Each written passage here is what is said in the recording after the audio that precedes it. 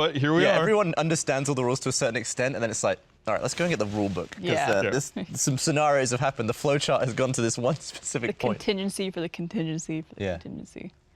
It's wild. Yes, I think Survive Block Island is definitely up there. Yeah. And then, I wasn't in season 2, but watching season 2 was fucking great. Yeah. What was your least favorite thing that you made here? Ooh. I think commercials? Least favorite, well, I won't count that because that wasn't like officially like something we put out.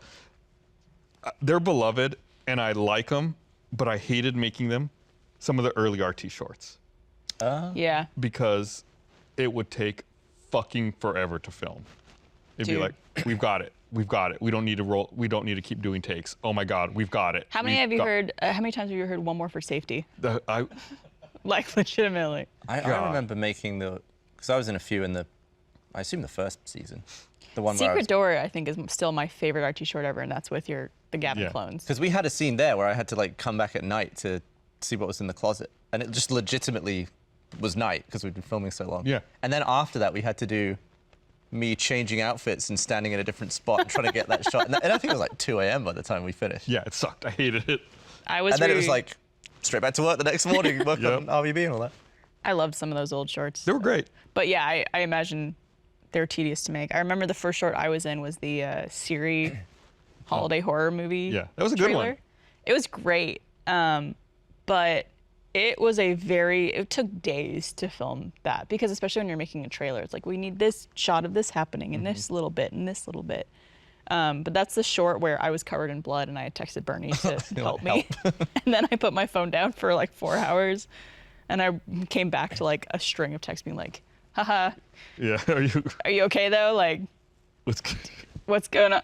Hello? Like, do you actually need help? And it felt very bad. But I was rewatching that one the other day, and I think that might be my least favorite short that exists online because I had to scream in that short, but I was so not confident in myself or like comfortable screaming because like when you're not used to performing, it's like screaming is like a very weird thing. So throughout the short, you hear one scream that I did that I like mustered up the courage to do, and it was like, ah! So many times in that trailer, and I think they just reused it like a few times, and I was rewatching it the other day, I was like, this is awful. Oh, it's so embarrassing. I think I disliked making Weird Place the most, which I think actually turned out good, and was actually like quite an interesting show. But I remember just having shit sleep, and we had to film it at night because it was open during the day. So I was just awake all day when I should have been sleeping, and then as I was starting to get tired, it would be like, all right, let's head to set. It's 9 p.m. It's like, oh my God. Right. And all the stuff is all like bright flashing lights, and I just remember just being between setups, just being like, I feel like I'm asleep. Did y'all do that in Santa Fe? Yeah. Yeah, that was Santa Fe.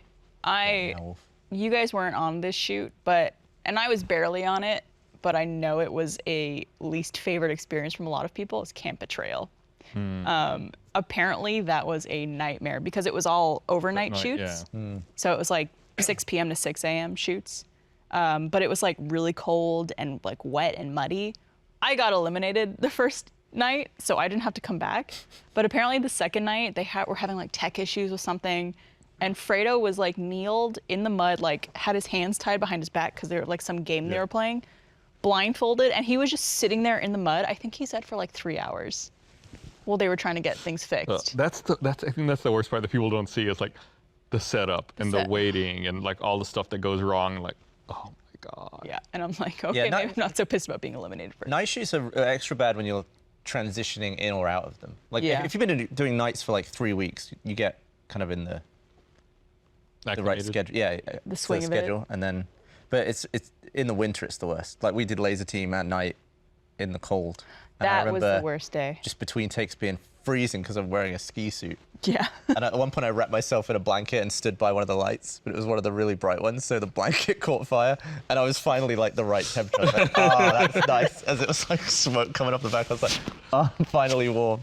Yeah, there was a night, laser team was particularly brutal, I think because of the time period you guys were filming it, but we had like a whole scene that was out, it was supposed to be like a house party.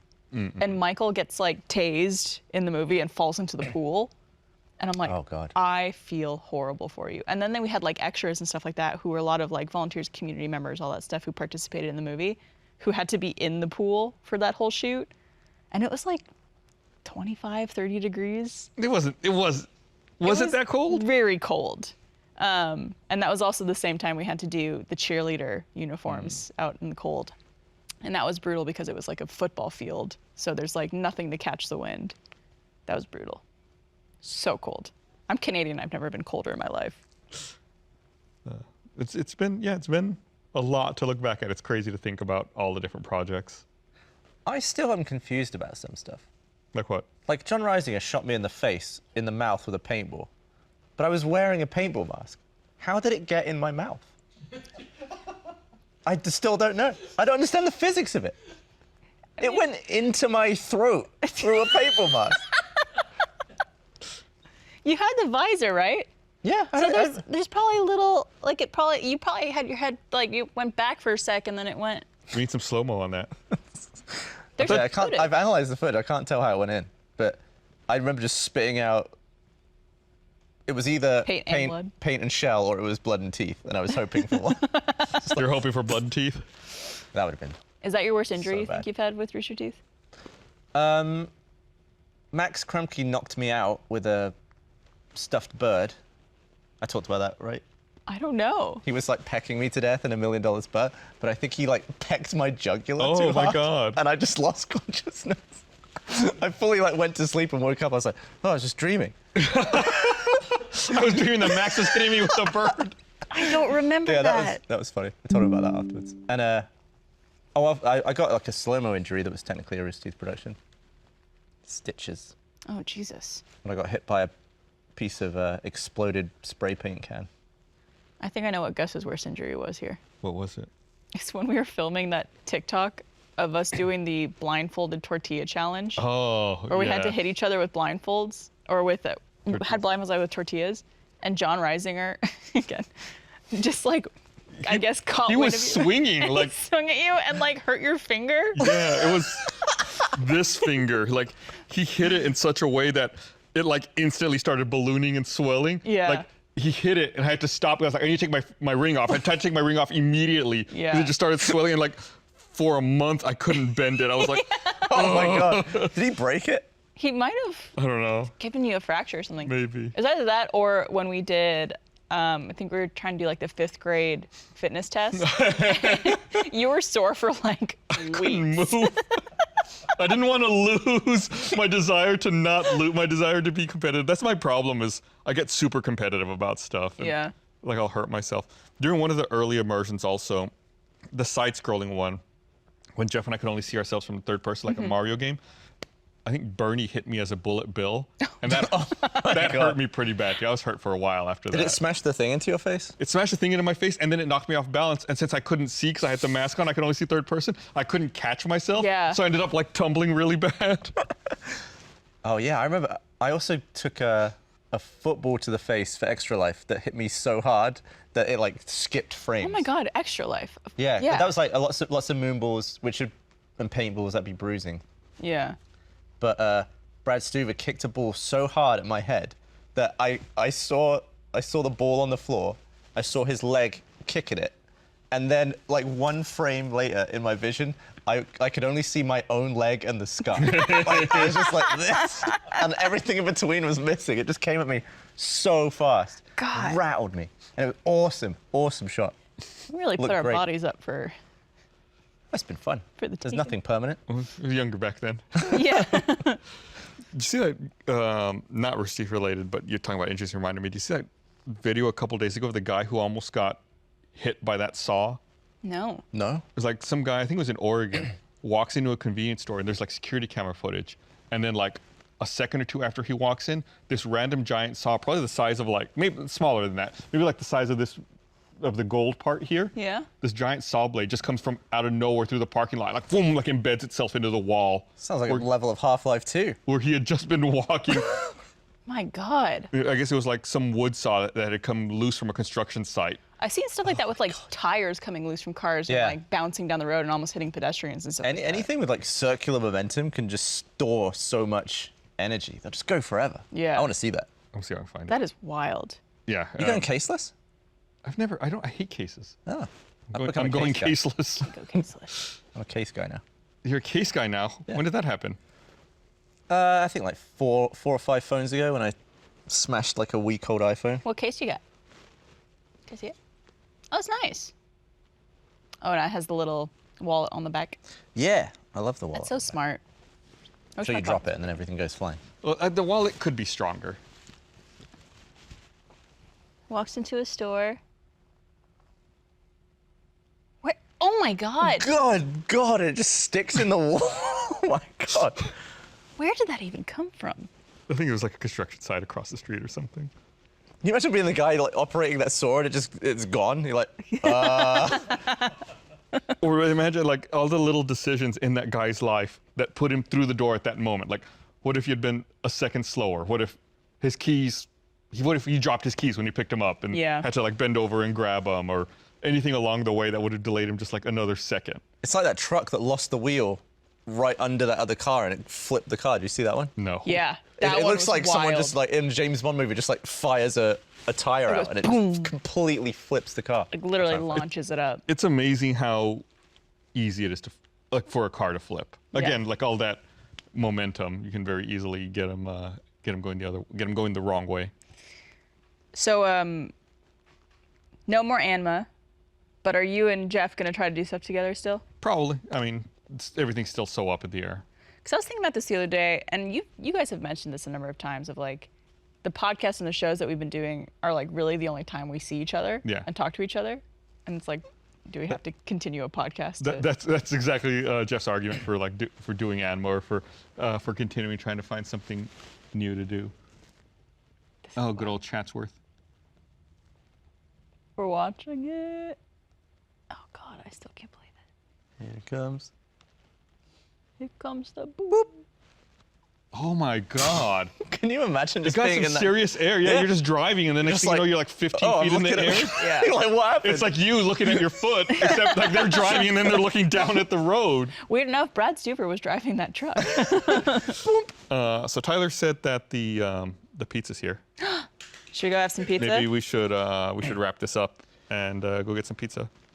Any final words? I guess thanks for watching, whether it was for 1 week, 1 year, or 21 years. It's been a lot of fun. Yeah, it's And- been just an absolute honor being paid to make people laugh for Yeah. the last. I think that's at the end of the day, that's all we wanted to do, is make people laugh, and That's it. I'm excited to see what we all do a few weeks from now in the future. I know. If you have any ideas, let me know. All right, Thank you guys. bye. We love you. Aw. Did you do jazz hands at the end? No, like if she said we love them, I was like, I don't know. It just hands.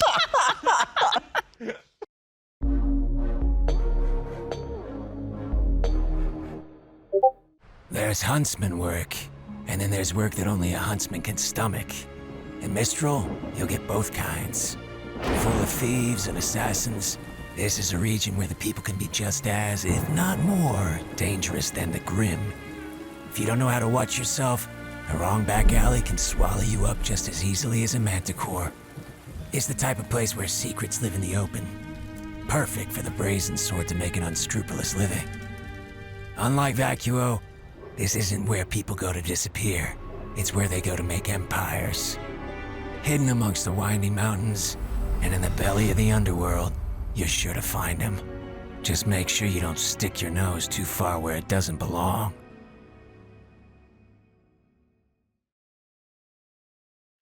I think it's always good to like recap at the beginning of a session because Yeah, I agree with the recap. When another party does the recap. If you want a bad one, I'll do it. hello and welcome to episode 2 of Ruby the Grim campaign. I'm Eddie. I will be DMing this adventure supposedly. Moving along, who else do we have here? We'll start with Chad. I'm Chad, and I'm playing Asher Mora. Do you want more information? Because More, wanna get back to the action, information. I'm Carrie Shawcross, but I'm also Pike Wright. Is that the voice? I forgot the voice already. Yeah. it's pretty close. I'm Laura Yates, and I'm playing Arastra Sky. And I am Chris Kokinos, playing the voice of Phoenix Nemian. Just the voice. Just the voice. Just the voice, not Someone the else roles. will be Just the making all voice. the Not the decisions. character. Let's start us off with a recap, just to remind ourselves mostly. If you want a bad one, I'll do it. Carrie, give us a recap of last week's session. Oh, I knew he was gonna do it. You kicked us out of a ship, That's true. That and happened. we all had really great landing strategies, especially Pike Right. We're on our way to that city. I can never say, even though I'm the one that named it. Kuchinashi, baby. Yep, I'm always Yeah. just afraid to say it because it doesn't take much to be Yeah. just a little bit off. I also love that in the recap you completely skipped over the fight with the Beowulf.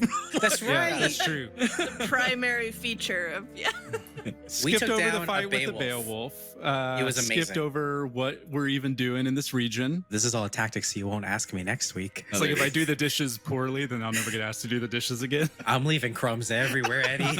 So 4 random huntsmen all accepted the same job and wound up on a transport ship together, where suddenly it was attacked by flying Grim, and then we selfishly all jumped out of the ship, saving only ourselves, leaving our poor, annoying pilot to a fiery death. As we all found interesting, unique ways of navigating our way to the ground, Chris being to just hit a bunch of trees, we eventually noticed that lots of Grim were making their way towards this city that's up on this mountain, and on our way to go see what was going on and hopefully get paid, since the first mission's kind of out the window now. We encountered a Beowulf where we fought it very heroically, and Chris got slapped around and we all ran away and made sure that we killed the boss from a safe distance for the most part. So Asher has the recaps going forward. Yes. Yeah, great job. Where we left off, you guys were coming out to the fabled Kuchinashi approach, a series of kind of bridges and gates and drawbridges that they use to keep out Grim and keep out unwanted visitors. You can see that there are a couple of gates that are kind of blocking your way along this walkway, and there are Grim attacking one of these gates or surrounding one of these gates. And in looking around, kind of to your left and right, you can see the other approaches, right? There's a bunch of different checkpoints. There's a bunch of different bridges that lead to the city from different parts of this forest. The one that you're at, the gates are closed, but there are Grim on it. And kind of looking at the other ones, you can see that they are like kind of battling with Grim. They're trying to push them back to keep them away from these gates. Didn't see the Lancers before I volunteered last time, but it's only the right thing to do. So I'm gonna move across this bridge. Hey, 1 second. Arastra, can I borrow that rope so I can tie it to Idiot over here? I do like the kind of like awkward kid thing where like I put my arms up so you can like get access to my tummy. Tie me up. I think maybe Okay. initially you do it like you're holding your arms up so you can take your shirt off, and then Oh, he's like, yeah. "No, put your arms down." He's Yeah, like, I'm just kind of like, hey, what do you need from me? Whatever, it's fine. Just I'm just gonna tie it around your waist. Please stop Oh, making okay, yeah. direct eye contact with me. there we this go. is worse Pants now. on, off. Yeah, leave him on. Okay, sure, if you want. Yeah. So while I'm just, while this is hold still. happening, all right. I'm gonna look down. How many lancers do Oh, I God. see? I see that there are 2 currently that we can see. Are there any others? Ahead of you right now, you can just see these 2. I mean, kind of generally around the area, it's pretty chaos, right? Not represented here in Tailspire, but to your left and right, you see these other bridges. And I would also like to tie the other end of the rope to Phoenix. Nani? Okay. you could be Alright, my well, anchor. While he's doing Ah. that, I want to roll a perception check for any weak points in the bridge or any See, that's you know, thinking. anything we That's should be smart. aware of. That's smart. All right, go ahead and give me You're a gonna perception think the check. rope's smart when you fall off. I'm telling you. 16 plus 5.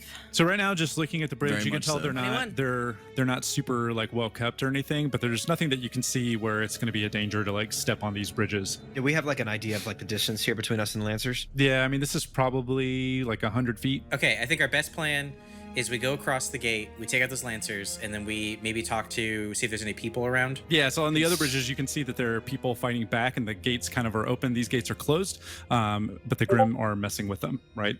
So this bridge is All right. clear of people. My only concern is fighting on a bridge with lancers doesn't seem like a very smart idea. Yeah, it's a pretty precarious place to fight. Why don't you just go up there and get their attention and bring them back here? Sure. It's gonna have to be the both of you now because I tied you together. But Oh no. Keep up. Let's go. One at a time. Come on, let's go. What did I? s- I All didn't right. sign up Okay. for this. And 1 Oh, God. and 2. Okay, And here we 1 go. and 2. Um, And 1 and 2. Just keep it up. Keep it. Ooh, getting taut. It's a little precarious. Oh, Getting God. taut. Everything's good. Everything's fine. Oh, hanging back. You're lagging back a little bit. I look over the edge and I get a little sick for a Ooh, second. no, it's okay. Yeah, it Come is. on. And just for your guys' reference, now that you're out on the bridge, this is like super steep drop offs on on each side, right? Like it might as well be bottomless. A dense fog. There's all these weather systems that come in over the mountains. It's pretty slick. Not a good place to fall from. Pike's feeling good because he's got an anchor. No Rooster fear. yells out, "You have 50 feet of rope, so you don't have I to know. be quite so close, buddies." know. Don't tell him. No, don't tell him. Come on, this is the most fun I've had all day. It's so funny. Pike is like, the rope is so taut. I look up and I see that Pike is like grabbing all of the excess rope and like holding it to his chest. I'm mostly super curious. Like, are you going out to start a conversation? Like, that's the thing that I'm so I was so just looking. Okay, hey, you know what? Hey, Phoenix, let's back up a couple.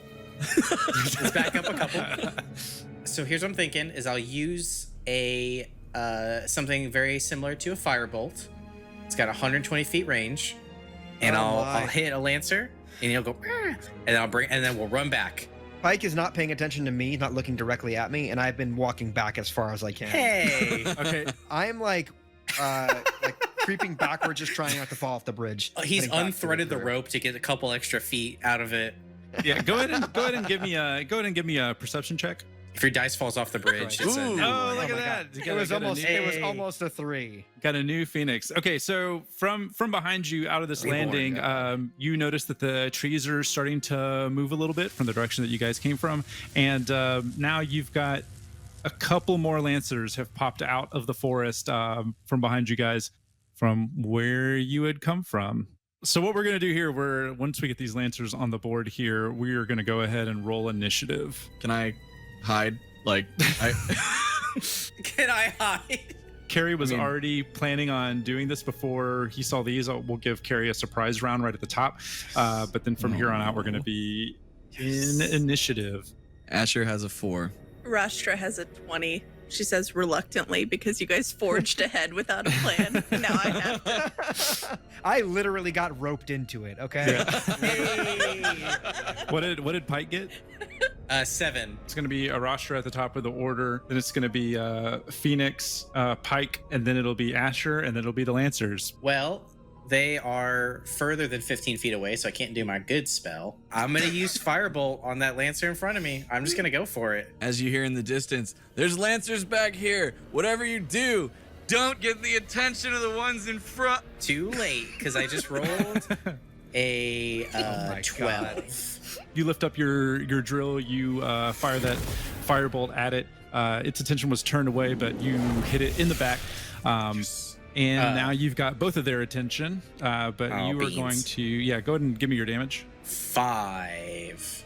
Half as good as it could have been. And then I turn around to like cheer and like celebrate with everybody behind me. And then I see what's going on.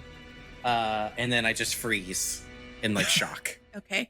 I identify the nearest Lancer to me, and I'm going to draw my crossbow to fire at them.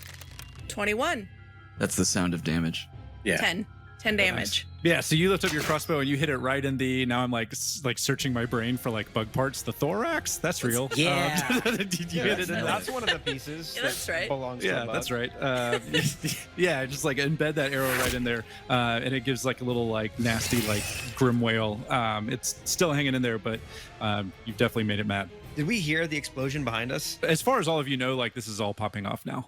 I'm gonna do something probably really stupid. Am I too far to get an attack on these? Between you and the Lancers in front of you, that is probably going to be close to 45, 50 feet. So, 40. Hey, question. You also Question. are tied. You also are tied to. Yeah. Yeah. I'm gonna be probably less effective at moving. Could we say that we get like half movement each because we have to like drag the other person? Yeah, that's what I'm thinking. So I'm over here. I'm like over super here, tempted. like- I'm super tempted to make you guys do like strength contests to move in either direction. Oh my god. All right, so this is what I'm gonna do. So I'm like, pretty great. I see what just happened behind me. I'm like, I turn around. I'm like, oh no. No, I'm totally gonna do that. You have to win a strength And contest to move each other. I go, oh god, and I think to myself, oh my god, we need to get back on this solid platform. I don't want to be up on this bridge anymore.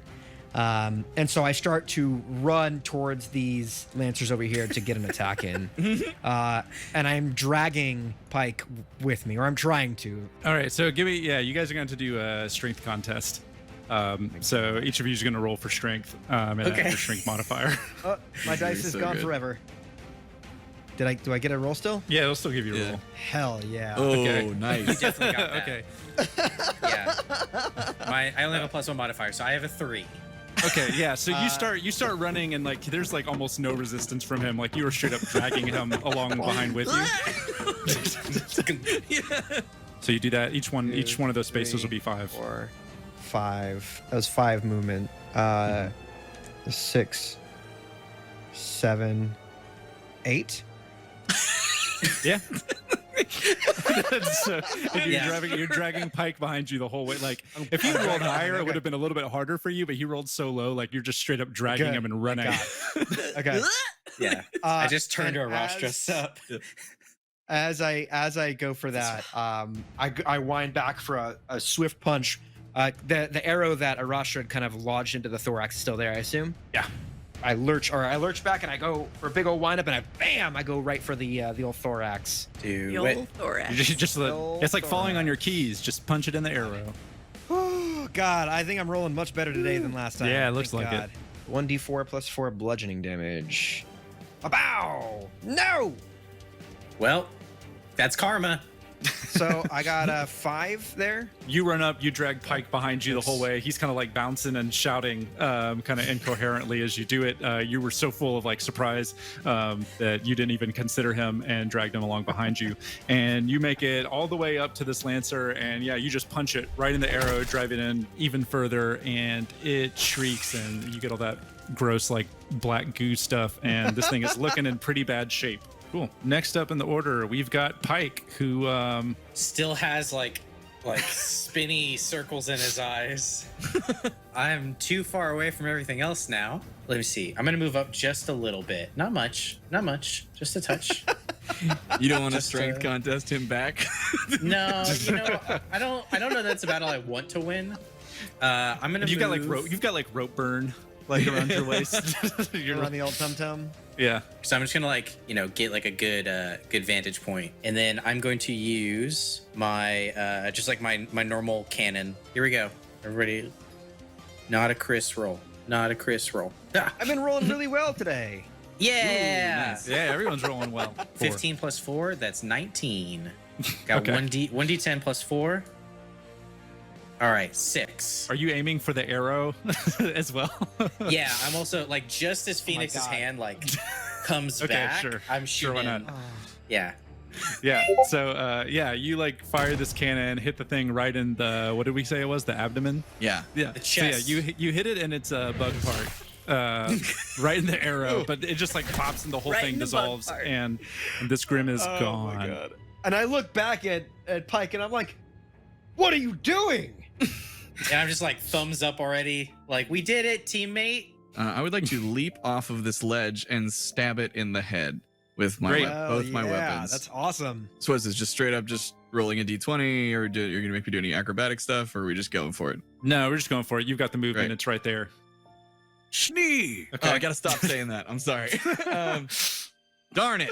You leap off this rock and you go for it, like double stab, but it manages to like buzz like out of the way like just at the last second, and you slash right through the air and land in front of it. Next up in the order is one of these lancers. It is actually going to turn its attention back to the gate.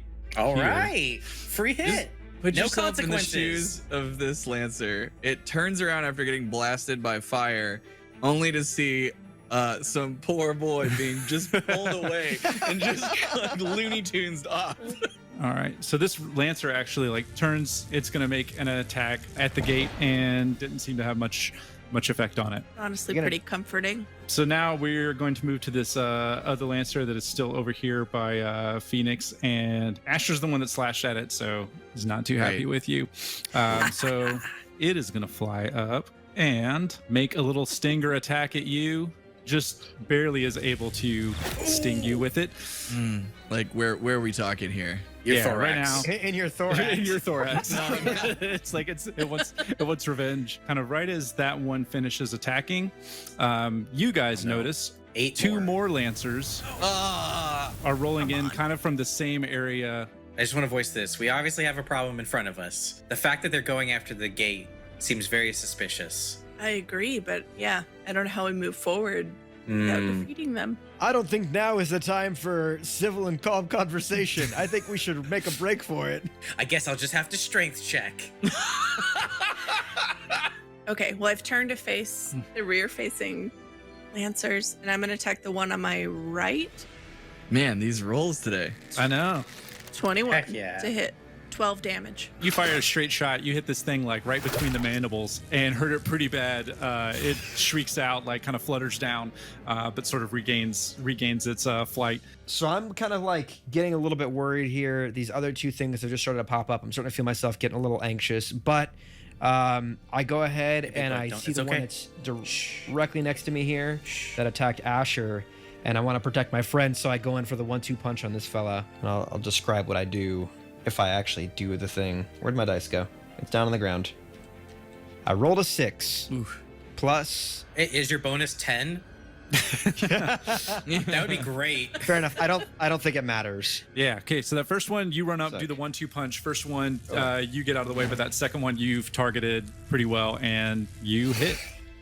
So I go for like the quick wah, and I go for the uppercut right next to it, because that thorax is just looking mighty meaty right now. So yeah, on the Typical second, weekend. because this is my second attack, this is a double damage.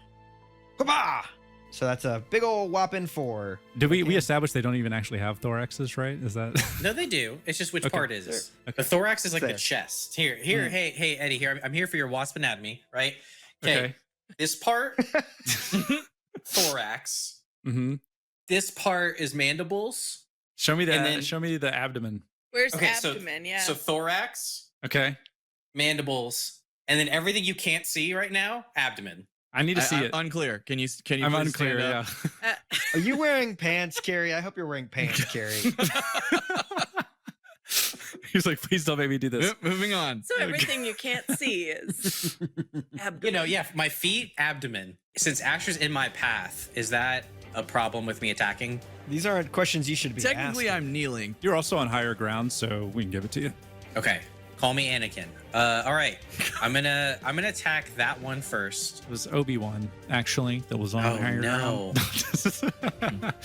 I'm gonna use my cannon based off of my previous knowledge. It's probably not gonna do anything. Yeah, so you fire and this thing sails just like wide. Would this be a good opportunity for me to use aura points to do a second attack? I would like to do that. So I'm gonna look deep within myself and muster the ability to do one more attack, and I'm gonna try again. All right, great. So just a recap for those of us don't remember from last week, we have aura points that allows for some extra abilities that we can do on our turns. You can use it to activate your semblance, but you can also use it for increased physicality, like movement, a multi-attack, an uncanny dodge, right? If you want to like have some damage, to have like a super last-minute reaction, and then like inner strength for kind of more strength-based stuff. So yep, And it's how many? It's 2 aura points or 3? it'll be 2 for the Okay. multi-attack. I can do that. All right, and then this attack's gonna be better because it is.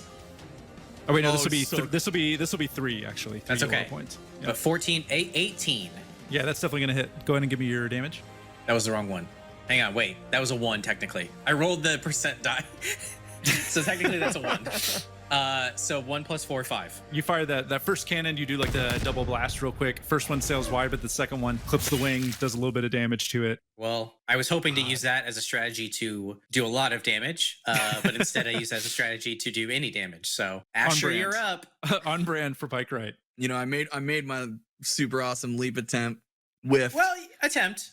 Attempt. I whiffed. Then I flip my swords around and I try and come right up under its mandible. Ah, Nice. Ooh. Give me that Changing body roll. parts. I like that. see, if you missed the first one but you connect the second one, you didn't miss. You faked out. Exactly. That's happened with Juked Chris. it. Nice. Go ahead and give me the damage for that. So 7. Cool. Yeah. So you actually like slice the mandible off and do a ton of damage to it. It's still there, but like barely, right? It looked really cool. Yeah. Chad, did you have 2 attacks or just the one? Oh, I only did the one. Oh, snap. Oh, snap. All right. First one, you get in there, you slash the mandible off. Second one, you just like stab right up through the bottom of its head and kill this thing outright. It disappears on the end of your sword breaker.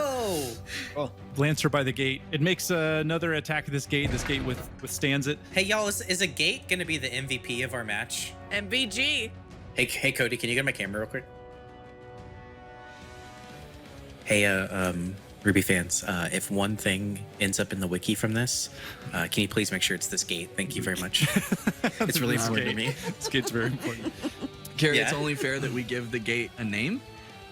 Can we call him Bill Gates? It's like, oh no. Okay, so Yeah. so this lancer rears back, attacks this gate, and actually like Bill Gates. it actually like hits for some damage. So Bill Gates takes some damage, right? So this one is now Darn going to be flying over. No, go away.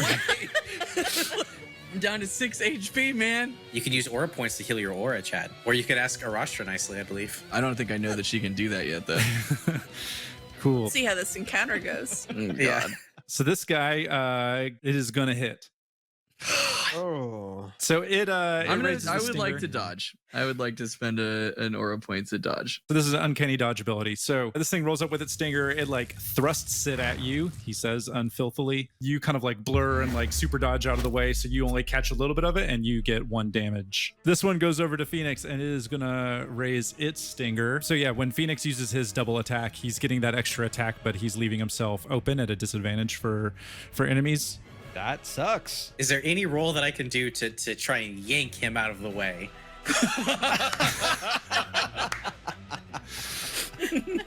If you pull me and you roll a 1, I am gonna be so sad, and it's gonna be very hilarious. But it's gonna be so heartbreaking. I get it. I love this idea, but it's also like not your turn, and you did just use like extra like aura points on your turn. Okay. I love the idea though. I love the thought behind Okay. it.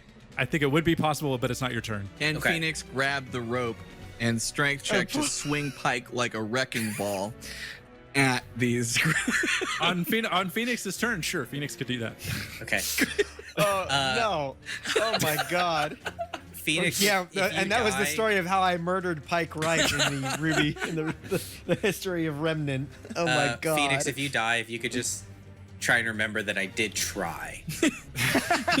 And maybe let that being warmth. stung, he feels the carry you. slightest tug. in the afterlife. And I look back and I realize, well, I still have a ton of health. I don't know what we're talking about. Asher's closer to death. Okay, so yeah, it this thing flies over to you. It stings you like on the bicep. My Just one- bicep is your big already ol' very arms large. for 3 damage. You guys hear some more movement coming from these trees. Don't. Oh, come on. Oh, come on. And 2 more lancers descend. Okay, we get it. We need From to where? leave this place. Wouldn't it be All right. cool if they were like closer in for a second?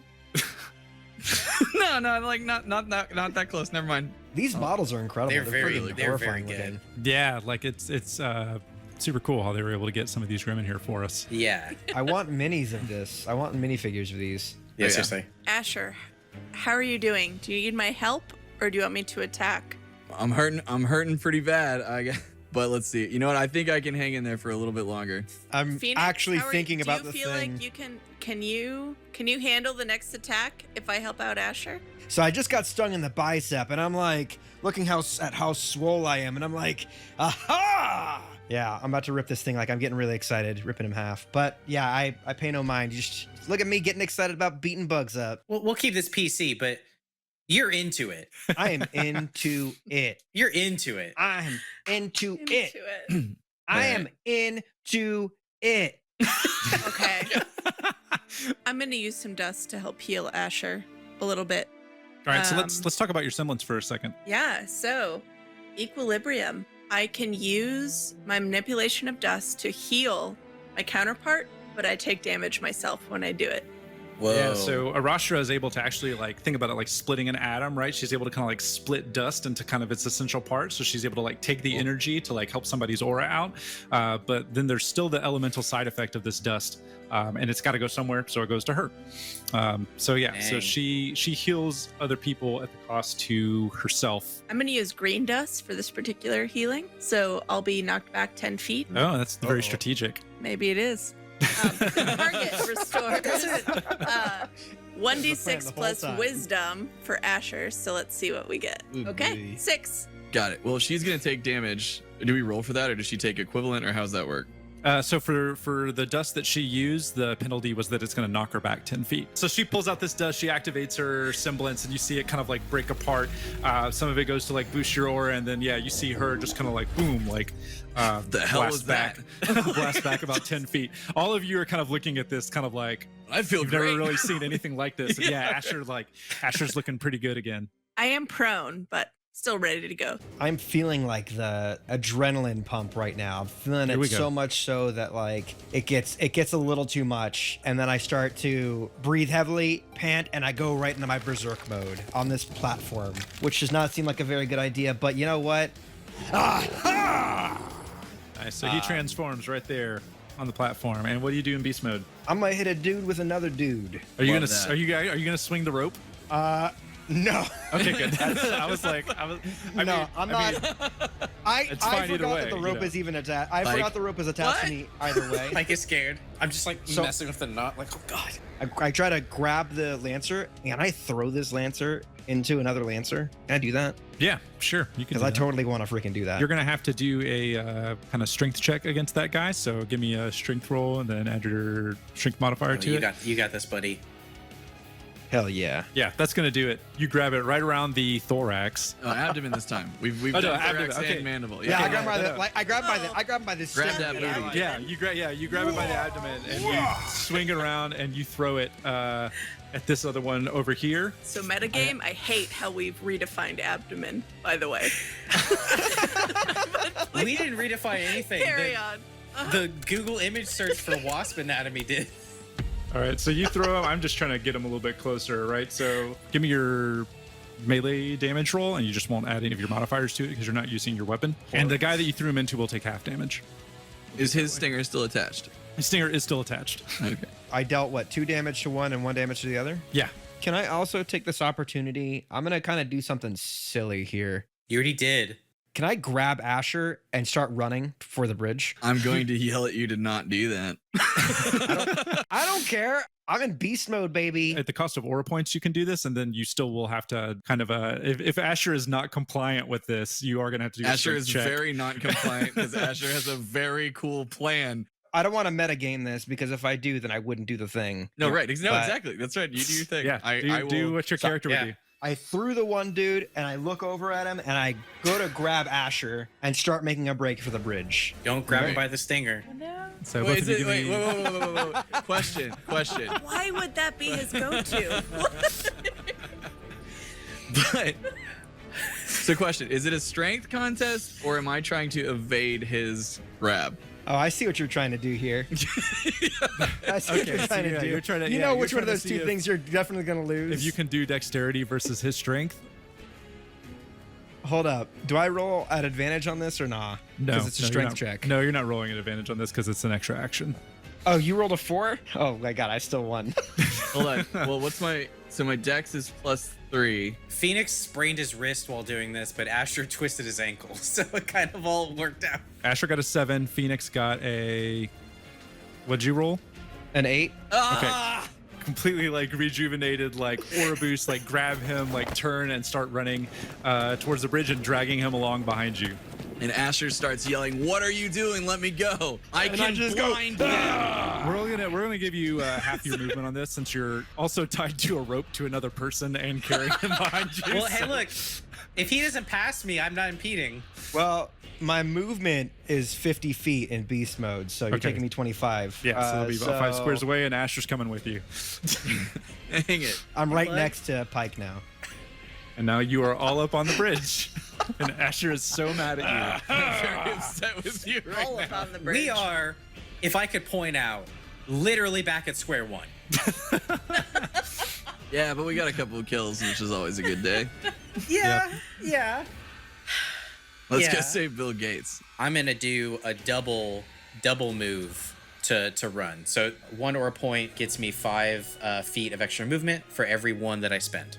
You know, I've got 30 feet, and then I'm gonna go ahead and spend 4 extra. So then 1, 2, 3, 4. Now, how many feet was that I was total? about to say, how far away are you from Phoenix? Oh, Just make sure we gotta make sure that yeah, you're 1, fine. 2, You're fine. 3, 4, You're good. 5, 6, 7, 8. Yeah, we're good. Yeah, you're I've like perfect. I stopped when the rope hit me.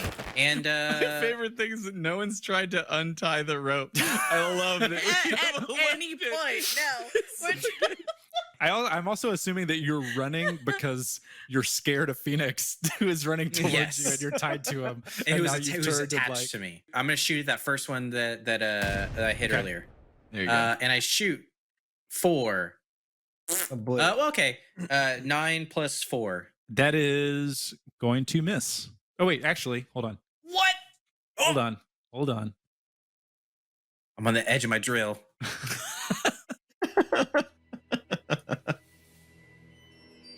No, that hits. Okay. Yeah. And I'm gonna do the right one this time. What's All the right. damage? Ooh, look at 11. that. Its wings like kind of crumple up, and it's like, like kind of like barely hanging in there. Like you hurt this thing real bad. That was a good turn. You know what? Just for fun, can I do a perception check just to see if there's any more surprises that our wonderful DM is going to throw at us? Just checking in. Oh, Off into the abyss! Oh, that had some distance. Let's wait for it. Wait. Oh, okay. Ah. You take a second, kind of in the middle of this bridge, to kind of like check out your surroundings. You see that some more lancers are taking interest in your combat and are starting to move in your direction as well. I would like to yell to the group, heads up, there's more coming in. Let's get to the gate as fast as possible. This guy hits the gate, and the gate is like barely hanging on. That was Lancer number 6 and Lancer number 7. Oh, wait, whoops. I'm sorry you're having such trouble keeping track of all of these lancers, Eddie. Maybe a couple could just think of something else to do Sure would be and nice. leave us alone. Another lancer You swoops dare in and do jumps it. kind of on that back platform. Just one We this should time. have left a long time ago, guys. Oh, wait, no. It's okay. It was just 1. If it had been 2, no way. I use my move action to stand up. I immediately look at all of the lancers surrounding us and I try to ascertain the weakest of the bunch. And I draw and fire. 20. Damage is 7. Hits it right in the side, and this thing dissolves. I'm actively engaged with one of these fellows, aren't I? Yeah. In what a chaotic state that I am in, I do realize that this is dangerous, and my primal senses have taken me into a state of evasion, and so I want to go ahead and continue to make a break for it. I also just realized now that this rope is still tied to my body, and I'm not exactly sure what it is, but I'm gonna follow it. Yeah, come to me. Come to me, Papa. I'm running, and I go to lift up Pike to take him, and we're gonna go make a break towards the gate. Okay, so if you pick him up, you are going to have Now- to use aura points because basically your action this turn was to disengage. Oh, if I do that, that's gonna be a bad time for everybody. When you run out of aura Yeah, let's- points, your aura Sure. breaks, and you're going to go into level 3 exhaustion. I just won't go to. I will yeah, like you almost catch go up to to pick him. him up, and I go out of beast mode. I fall Seeing out your of beast friend mode. and feeling out of danger, it makes you calm down, right? I've comforted you. We'll say you like bound on all fours down this bridge, very excited to get back to your friend. Pike is very afraid because of what he just witnessed, but he is going to soldier on. I'm gonna take one more shot. This is the last shot I'll need to kill that one. I'll bet. No I'm jinxing. feeling good about this. Using my Don't cannon. miss your shot. Oh, it fell. and it went over the bridge. Oh, Oh, give it a in second. minute. Okay, 10 plus dexterity +4. proficient, so +4. My bullet goes in through the abdomen, Okay. up through the thorax, and Yep. out the mandibles. Yeah, so it does all that and like leads this like gross trail of Gross. goo, and then this thing explodes and dissolves. And Is it like now a U gone. bend? Is it go like whoop and it Yeah. come Yeah, back it's like towards whoop. you? Yeah, Chris, and then it hits all of the other ones behind us, and I save the day. So now I'm in range of all 3. Yeah, now you can hit all 3 of them. Pretty confident you can, because I think I know what you're doing, because the range is, what, 15? I'm going to use my semblance, specifically the pulse ability, which releases a bolt of light from my body, forcing all enemies within a 15 range to roll DC 14 Dex saving throw. They all suffer D8 damage, radiant damage, or half as much on a successful save. And then all enemies are blinded for a round if they fail the saving throw. So I just go running back, and I kind of throw my hands out. And then I just kind of start to glow with light, and a wave of light just kind of blasts out in front of me. Great. Yeah, okay, so yeah, everyone's blinded, and then it'll take half damage in the back. So 663. I might have been able to do that a couple turns ago, but some hot-headed lion man grabbed me and just pulled me away. This guy takes a swing at the gate and actually obliterates that thing. So Bill Gates is gone. That takes us all the way back to Arustra. Stuck in the middle of a bunch of idiots. Arustra's life. I'm going to charge forward 40 feet, and I'd like to fire at Lancer number 5, one by the I gate. was really hoping for some backup here, but cool. 18 to hit, 7 damage. Okay, so I've gotten kicked out of like my beast mode. I feel kind of like okay, but I'm a little wheezy, a little tired. I look back at Asher and I'm like, I don't know what to do. I'm like, Asher, do you need help? No, it's fine. Go ahead. I got this. Don't be a hero. I say like just loud enough for Phoenix to hear me, but not Asher. I'm like, remember what we did to Tums? It's okay. We don't all have to. We can leave them sometimes. And I'm like, ooh. I'm gonna level my gun at that Lancer. Give him the gun. And I'm gonna give him the gun. Yeah. Oh gosh. I'm sorry. Hey! I love it, yeah. Nice roll. Yeah, 21. Even for a Give me that strong damage roll, Give it me the seems damage. so clumsy. Damage. I'll do it over there. There's a little bit more surface area. 6. So you fire your cannon, hit this thing, bounces it around a little. It's not looking in too good of shape. What I'm going to try and do here is, so I'm going to run my max. All right, so if you were going to do that, you're going to get 2 each. The 2 that are closest to you would take opportunity attacks. That's fine. Okay. I bet you're totally fine. So No problem. one of them hits, actually. Well, And we are going to roll. Actually. Yeah, so one of them floating around blind manages to like sting you in the, we'll just say right in the butt, right as you're running away from it. How much damage did I take? 3. Well, getting incredibly pissed off at getting stung in the butt after running away, I turn around as I take my free action and convert my Fortune's Fangs into their glaive, and then I huck it at him. Which one of these guys? The one that's like right in front? Yeah. So 13.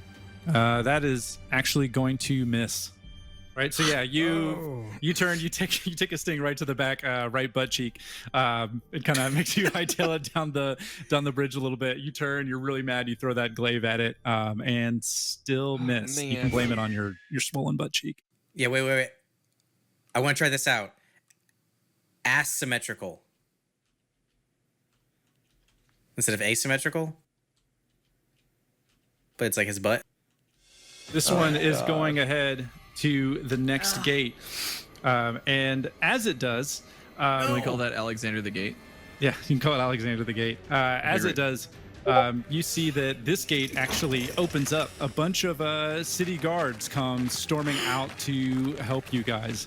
They pour out onto the bridge. They're firing crossbows down the bridge, and you guys are able to keep moving to safety. You guys are getting ushered in. They're yelling at you to come help. As you guys make your way past the broken Bill Gates, you pay your respects. You move your way past Alexander the Gate, and there's a third one here that you can just go ahead and name. Nope, it's just gate. Gate number 3. Gate number 3. Bill Gate, Alexander the Gate, and gate number 3. You're pulled into this kind of like dark cave, and you see kind of leading all these guards. It's a surly old huntsman, or at least he carries himself like one. Several layers of thick leather coats, brandishing like an enormous broadsword that's probably also a gun. He kind of like storms in, helps them push some of the grim back. He's barking orders at them. After a few moments, like everything kind of gets settled, they kind of push their way forward. They start closing the other gate. Turns to face you, and you see the badge that signifies him as something of a sheriff, which has kind of different meanings in Mistral than elsewhere around Remnant. He kind of looks at you with indifference. He sizes you up and down. He's like, "Follow me," and he like leads you a little bit further into this cave. I'm excited. I'm following him. I think I've got a new role model.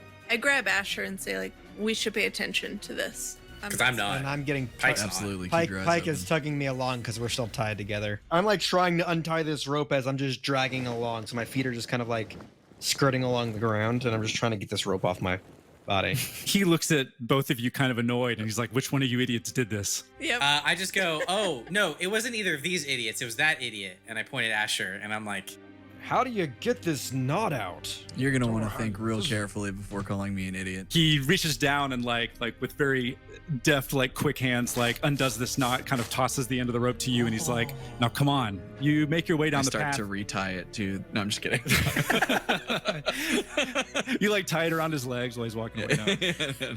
You guys follow him a little bit further in. You finally gotten away from the din of the battle a little bit, and he kind of turns and he eyes you. Name's Alabaster. I'm the sheriff of Kuchinashi.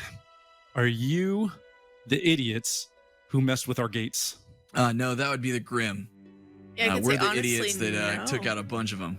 So he's kind of looking at you and he's like, so in the middle of a massive Grim attack, the likes of which our city hasn't seen before, where several of our checkpoints got sabotaged and a bunch of gates got messed with, I'm supposed to believe that you guys just showed up to save the day. I can clear this up. We're huntsmen and huntresses. So yeah. Okay. He's not super impressed by that. He's like, we get lots of huntsmen and huntresses around here in Kuchinashi. Not all of them are really looking to help. We saw harm headed this way and we followed to lend our hand. Oh, well, as far as I know, we just saved you all from that. So thanks for pulling us out of safety so we could come in and rescue you guys. I try to soften the blow of like all the conversation here, and I'm like, oh, listen, we don't mean any harm, but I do have a question. Do you have any food by chance? He's like, you can tell here he he is goes. he's already like losing a lot of patience with you guys. Maybe I was a touch ungrateful, but as you can see, we are in the middle of a very big Grim attack, and it is not the first one like this that's happened.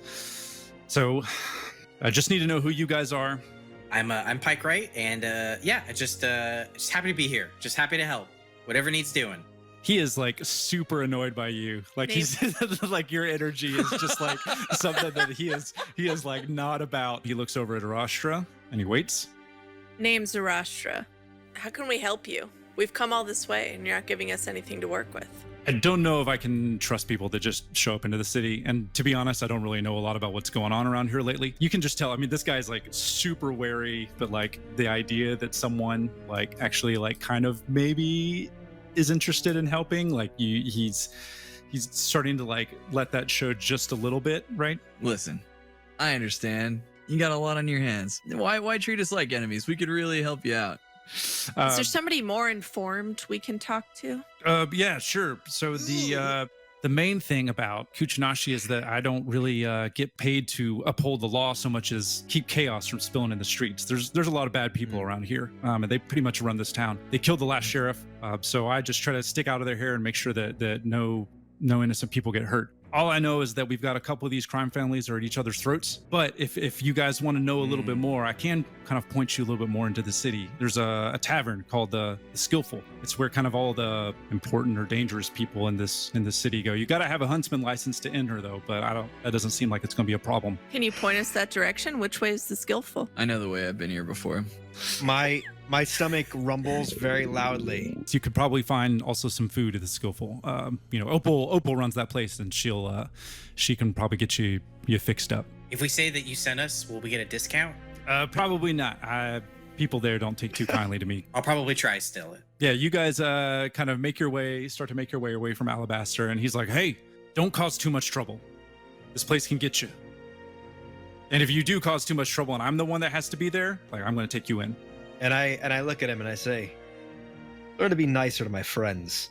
And then I walk off. I don't care. And then you kind of like round the corner, and you just kind of like you're further in the cave, and you just kind of hear "okay," and it kind of echoes. And so then you guys- Asher waits till everyone turns the corner, and he looks back and goes, "I'm not with them by choice," and then walks off. He nods. To He gets follow. that. He feels that like deep in his soul. Yeah. So you guys around the corner of the cave, and then you make your way up a little pathway, and you break out of this pathway, and there you guys see it. You guys are now up close with Kuchinashi. Rain pours down on you as you enter into the main city gates. You're greeted by the rain-enhanced neon from various businesses and advertisements right here on the main strip. Traditional huts and old structures kind of outfitted with all the modern trappings to really grab the attention of passersby. It's sort of like, imagine like a cyberpunk Kyoto, right? It's like old and mysterious, but it has all these kind of like modern touches to it. You kind of look to the left and right, and it seems to have back alleys that just span for miles. Kuchinashi is a place where most people are directly involved with or in service to kind of criminal enterprise. So even the honest folks here opened up shop knowing who their patrons were more than likely to be, because hey, even bad guys need basic services. City opens up in this wide strip. Shopkeepers are starting to close up for the day, and many of them barely pay you any notice. Stray dogs scurry around in between travelers' legs, mud-soaked paws splashing in puddles. You see huddled figures watching you from these alleys. Most of the people here, kind of in this main strip, are just kind of hoping that you guys will leave them be. There's 3 main areas to Kuchinashi: the central strip, the lower valley, and the upper cliffs. Down in the lower valley, you know about the warehouse district. That's where most of the bad guys keep all the things they actually don't want out in public. And in Kuchinashi, that's actually saying something. These aren't just typical warehouses, they're strongholds in their own right. It's a place you don't have any business being unless you're actually there on business. The upper cliffs you can kind of see above you. It's the residential area where most of the bad guys live. The higher up you go the cliffs, the more dangerous and inaccessible the paths get, and that's just sort of the way the crime lords like it. It's kind of a signifier of their power. You'll find varying levels of rank and file that live up there, including the black sheep of a handful of nobles who thought they'd try dabbling in the underworld. So there's also like some sparse mansions mixed in that you can kind of see like up on the cliffside. On the main strip, the notable locations include Kuchinashi's primary combat school, the local marketplace, the hedges, which is a network of like slummy back alleys that just kind of span on seemingly endlessly, and the Skillful, a tavern that is only open to anyone possessing a huntsman license. This is where some of the real decisions get made in Kuchinashi. If any of the criminal enterprises here have hired huntsmen, you'll probably find them at the Skillful. If huntsmen are passing through on a dangerous lead, they'll be here. If a huntsman needs some extra coin and doesn't care how he gets it, yeah, the Skillful is where he is like to be. As far as famous taverns go, it's unassuming, and some might even say quaint, almost like a log cabin that somebody just dropped right into the middle of the city. And above the doorway, what appears to be the mummified head of a Borbatusk, which seems actually physically impossible considering what you guys know about Grimm and that it's like hard to preserve them. And you sort of get this sense that this thing is actually like maybe still alive, if the fact that it hasn't dissolved, and its hollow eyes seem to follow you everywhere you walk. Rain beats down on the metal roof, but the door opens. You can start to see kind of inside the warmth from this tavern, and out walks probably like one of the biggest, fondest women that you've ever seen. She's got like kind of like filed off like buck antlers on top of her head, and she kind of steps out, plops down like kind of this enormous rifle next to her that like lands with a clatter that like you can kind of feel rattling on the street. And she pulls up a stool, sits down, and she looks up at all of you and notices, and she's like, huh, newcomers. All right, let's see if you guys can answer my riddle. And that is where we are going to leave off. Oh, but there's a riddle. All right, fine. To be clear, Rooster is attracted to her.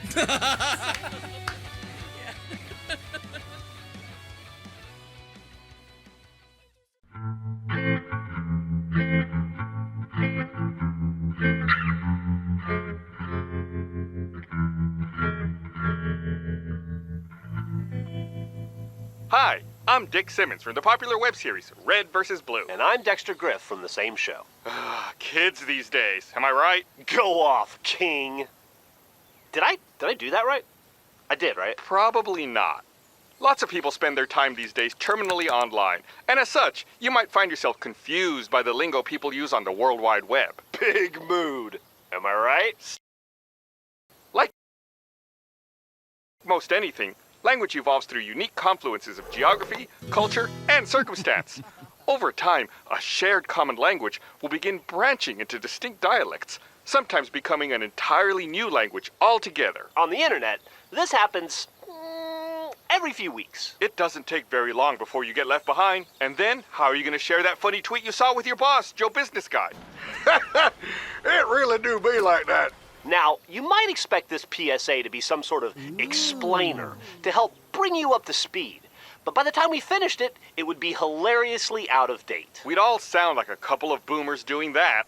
people still call them boomers, right? You know, that sounds really, really derogatory the way you say it. Aw, thanks. I've been taking classes. While we can't exactly keep up with the speed of the internet, we can do the next best thing. Predict it.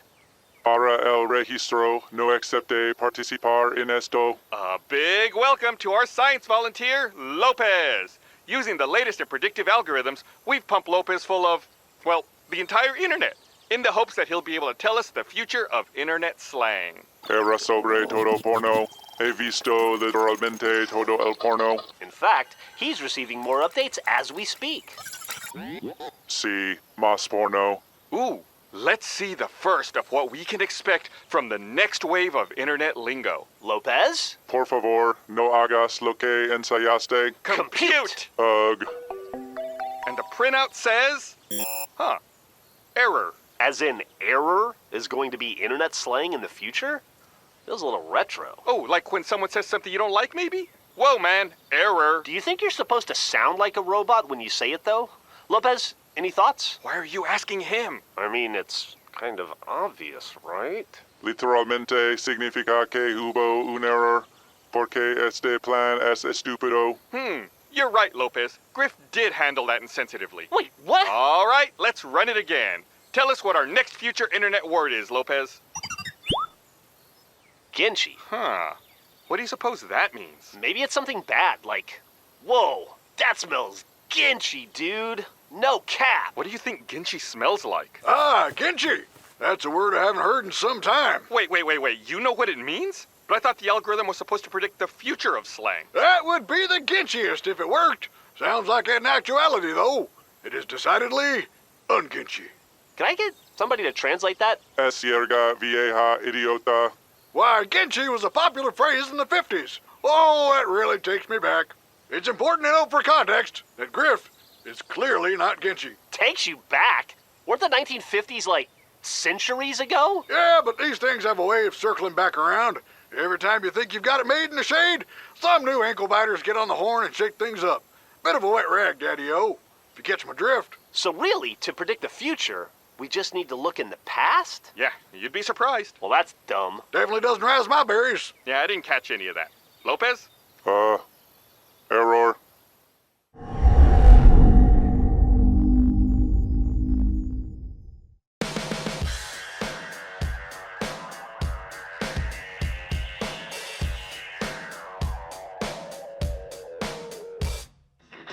Can I ask you a question, Andrew? I keep seeing this pop up, and I figure, I mean, it doesn't have to be on the show because it doesn't really matter or whatever. Sure. How do you read this? I don't understand. I don't understand regular how... clean, plus clean, super clean. No, shut up. Shut up. The price is $179.9. What is... Okay. Oh, what is that? 179.9. I don't understand. Octane. What does that mean? 179 what? I have no idea. 179. 179.9, 199.9, 209. What is that? How is it 212? What currency is that in? That's what I'm asking. How is it 209 what? 209 what? Canadian dollars for 1 gallon of gas? Is it that expensive? Oh. Do you not? What? I've never thought about this. What do you mean? What do you mean? I don't drive. I don't have a car. Well, I own a car, but I don't drive it. But look, okay, here. I think cents. I think it's in cents. Oh. Because look, as an example, I put the American. Here's just an example of American one. For that you would easily read as $4.84. So 1799 would be $1.79.9 if it was cents. It says cents per liter. Oh. What? That makes sense. What the fuck? That's crazy. Counting pennies. Yeah. I never thought about what the currency is. You're right. That is odd. It's 100. Okay, so I'm going to go and say my gas is 199 pennies per liter. Well, if you're bragging about affording 89, then okay. yes. Well, do you want to? We got rid of the penny years ago, so it's kind of crazy that we're still using that for gas. Hello and welcome to another episode of the face podcast. Oh, no. What? You sounded prepubescent. You sounded like a prepubescent boy there. Oh, I'm still recovering from my cold I had a week ago. Oh, you got sick too? Remember, we were talking about it earlier. Yeah, I was sick for one day, but I have not had a cough for like 3 weeks. Sweet. Andrew complaining about how someone sounds? No, it wasn't complaining. I was making fun of 2 different things. This is episode 204. My name is Jeff Ramsey. I'm the offended. With me, as always, Gavin Free and the offender, Andrew Panton, who's making fun of me. I was. Just in that moment. It's factually correct. I'm not going to run from it. How do you still sound like this? This is what happens. It's been like so I was starting to get better, and then not to be too vulgar, I keep, when I'm on the edge of getting better, accidentally triggering my gag reflex and then coughing up like a bunch of acid, it hurts the throat. So then I reset. This happened twice. How strong is your acid? Oh, listen, I'm an acidy boy. Okay, I'm a You big ever seen fan. Aliens? I'm not there, but I'm close. Do you think if you chunned it a little bit, if you boked on your floor, do you think it would go to the floor below? I don't know. I'm not there yet. I'm like, if I did like one of those 23andMe or whatever DNA thing, I'm probably like 3% xenomorph. I'm not enough where it's like the floor is melting, but... Well, they'd never be able to tell because it would melt through the vial. H.R. Giger has never drawn a picture of you. You're not that alien yet. Yeah, okay. Yeah. I was maybe, though, on the street when he had the inspiration for it. I was part of... Not me specifically, but shades of me. I bet you wouldn't eat through the floor, but I bet it might take a little varnish off a wooden floor, maybe. Probably, yeah. I think that's a good call. Gus used to melt through his laptops. Dude, Gus has the most acidic skin on Earth. It's so fucking weird. He would rub the metal. It would like rub the metal off of his laptops. Look at any MacBook that dude's ever owned. That sounds dangerous. Yeah, eventually. That's why he has to get new laptops. I don't think he could professionally arm wrestle, even if he wanted to. That'd just take a toll. Do you think he'd be disqualified? I think so. I think it'd be illegal. His acidic levels slowly melt through the skin. I got a clip. Oh, what? Oh, wow. Gavin coming in hot. Coming in hot with a clip, just because it's been a part of the plot for a while. A recording. A plot for a while. From the Rooster Teeth podcast. Oh. Episode 39. Here we go. But it's a 2.5 hour long movie. You just described every Roland Emmerich movie. Yeah, pretty much. I mean, like, the animators had a field day with that. Like, okay, we need you to blow up Las Vegas by, an earthquake and sandstorm. Okay. Spoiler alert. Jeez, it's in the trailer. Come on now. Oh, no, I'm ruined. It's like, that whole movie is, thank God we weren't standing where we were 10 seconds ago. Like, that's the whole movie. Like, different joke. We were 10 seconds. That's a different joke? Totally different. Oh my God.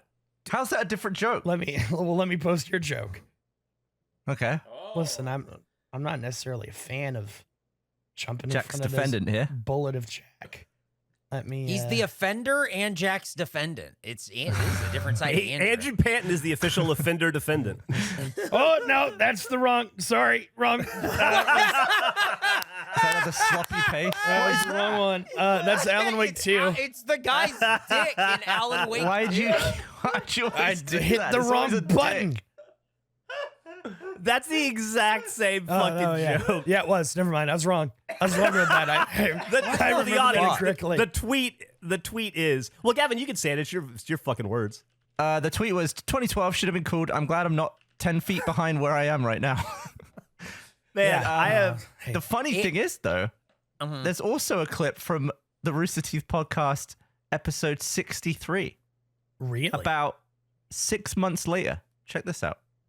Someone wrote that that movie's like, thank God I wasn't standing there 10 seconds ago, the movie. Because, like, everything, like, gets blown up or destroyed right behind them as they're, like, driving. Oh, no. Someone wrote. It became an original comment and then became someone wrote. I've also learned that Jeff really likes that joke. He laughed both times. Well, that makes sense. It was your joke. I like you. You're funny. I think you. I think you are the most entertaining person I've ever met. That's why I work with you. So it stands to reason that Jack, like, poorly ripping you off would still be amusing to me because it's still your comedy. Oh, that's a nice level of consistency. To be clear, Gavin's tweet is the 18th of November of 2009, and episode 39 of the Rooster Teeth podcast is December 9th, 2009. I mean, just mere weeks. After I mentioned it, Jack texted me saying, "I don't think I stole your 2012 joke, ? But then afterwards he wrote, "But that was 20 years ago, so maybe." I'm completely off Jack's defense. I am stepping away from it entirely. Bold move by the defense to say that was a totally different joke. Yeah, well, I mean, to be fair, not a very original joke. I'm sure a bunch of people watched that movie and thought the exact same thing. I'm pretty sure you're the only one. I'm on your side now. Definitely yours, and only yours. Does that ever happen in court where the defense walks over to the prosecution and they just sit next to each other? Listen, I'm a vibes guy. I've just been feeling the vibes of this courtroom, and I've been swayed. I've moved through. Information has come out. I came in as a middle lawyer, and I got to say it's on your side. This is the whole point of discovery, as they say. So yes, we can find out all the dirty secrets and truths, and they can come to light, and then we can find out the reality of the situation, which is that Jack. What year was that again? 2012? 2009. 2009. That Jack in 2009 is exactly as annoying as Jack in 2024, and still a thief. No. I like that closes out a 15-year storyline. It's not bad. It's like the old Halo overkill. How do you feel about it? How do I feel? Yeah, because you say it like this has been on everyone's collective mind for 15 years. This is a thing that you've been holding internally for that time. Okay, I've been thinking about it for 15 years, but company, like public plot-wise, it's been about 3 weeks. Yeah. But, you know, a good one to close out before the company ends entirely. Before the company closes out. Yeah, how does that? Do you feel like the biggest sense of completion? No. Well, I mean, I think it's funny. It is funny. I don't care either way, really. Just a dumb tweet. I shouldn't say that Jack's a thief. I'm just making a joke. He kind of said he was. What do you think you are the first person to ever do in your life? Slip on a sushi container. I'm the first person. I'm the first person on Earth to sit in a swivel chair and drink a Diet Pepsi with a watch on my right arm in this office. Okay, decent. I guarantee you nobody else has done that in the history of this house. Anybody else? Well, I have one that I have a mystery that made me think of a mystery that I'm dealing with. I am the only person who has lived in the unit that I live in as the first person to move in. And I noticed yesterday on my bathroom wall, there are a bunch of scratch marks on the wall that I definitely didn't cause. Nobody I know would have been there caused. I don't know where they came from. I assume that I was the first to do everything in this space. I don't know why there are scratch marks on my wall. They're very clearly scratch marks. Think it was an animal? Maybe, but like, I don't know how would an animal have gotten up to my unit and then scratched in this specific place. Or like while it was being built, maybe? Maybe. Yeah, do you think they've always been there? Like, they're not new, right? You just well, that's the thing. I don't know if I just never noticed or if they're newish. I don't know how they would be newish, though, if they were. So yeah, I think Gavin might be onto something. When one time during the pandemic, we stayed at a hotel downtown for like a staycation, kind of, just to like sleep in a different bed and look out a different window. And it was at a place downtown that was kind of nice. And we had like a little deck and we could sit out on the deck, and right across from where our hotel was, like on the other side of the street, they were building another high-rise condo kind of thing. And I want to say it was like built about 2 floors below where we were. So we were like on the 11th floor. This was like maybe the 9th or the 10th floor. And at night, as soon as the sun would go down and all the workers would leave, hundreds of raccoons would come from God knows where. And they would have the biggest raccoon party on the top of this, in process constructed building. And we spent a weekend just sitting on the deck just laughing and watching raccoons play raccoon games and rip shit up and go through the foot trash and eat, like old fried chicken that somebody had thrown in a trash bag and just wreak havoc. And then when they were done, they would leave. And then the next night they would come back out. I bet there was a fucking raccoon party in your apartment as it was being built. I love that. That's a narrative. I'm just going to go with that narrative, even if it isn't true. I like the idea of a raccoon party. I remember I was helping my friend move into a brand new house in England, and he was like giving me the tour and we were moving stuff in. And as a joke, he licked the toilet seat because he was like, it's the only time I could do that. No one's used it yet. And I was like, the builders have probably shat in that thing a bunch. And he always threw up. Yeah. I was thinking about something similar. Actually, right around the time that we all lost our jobs, it would sidetrack me. What? But I had begun initial. I had this thought, and I had done some initial work around an episode of So All Right, where I got to thinking about how many people have touched something in your house. Like how many people have touched your dining room table? Like physically human people have interacted with it. Like like your microwave. Think about like every component that was built in the microwave that was touched by a human being, the person who packed it up, the people who did the quality control checks, the people who loaded it onto a truck, and then the people who unloaded it and then put it on a shelf, and then you bring it in your house and then you unpack it. By the time you open a brand new item that nobody's ever used before, hundreds and hundreds of humans have probably physically interacted with it.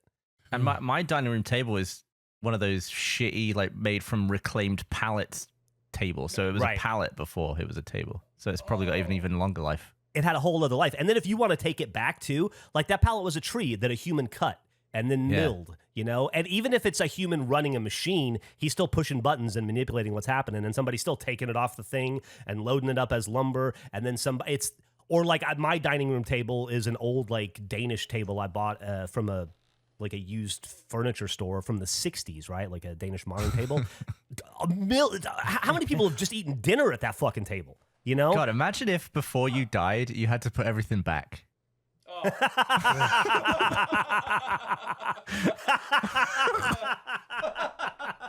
Just look at all your stuff and be like, oh no, where's all this shit from technically?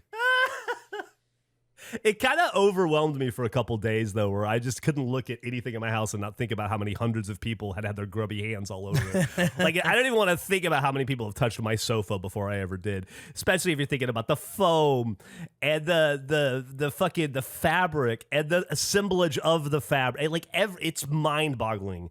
How many people's balls do you think have been on it? Oh, tons. Everybody I know that's a dude has had their balls on it, pretty much. Yeah. At least that I know that I spend any kind of time with.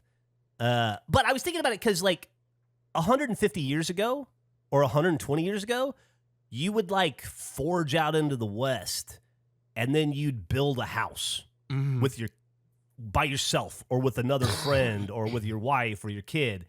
And then if you needed something in that house, you'd go cut down a tree and you'd fucking make it. And you could have a house that you were the only person that touched.